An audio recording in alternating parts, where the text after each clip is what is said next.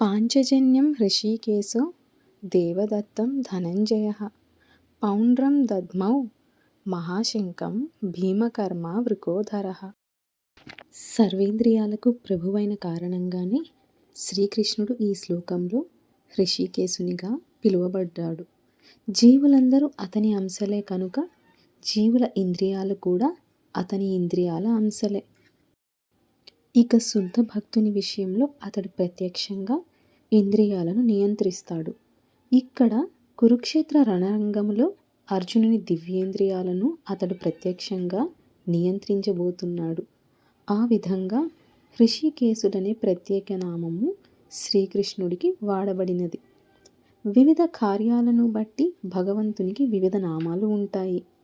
ఉదాహరణకు మధువు అనే రాక్షసుని సంహరించడం వలన అతనికి మధుసూదనుడనే పేరు వచ్చింది. గోవులకు ఇంద్రియాలకు ఆనందాన్ని ఇస్తాడు కనుక అతని పేరు గోవిందుడు అయినది. వసుదేవుని తనయుడై ఆవిర్భవించిన కారణంగా అతని పేరు వాసుదేవుడు అయింది. ఇక దేవకీదేవిని తల్లిగా స్వీకరించిన కారణంగా అతని పేరు దేవకీ నందనుడు అయింది. బృందావనంలో యశోదకు బాల్యలీలలను చూపిన కారణంగా అతని పేరు యశోదానందనుడు అయింది. తన స్నేహితుడైన అర్జునునికి రథసారథిగా పనిచేసిన కారణంగా అతని పేరు పార్థసారథి అయింది.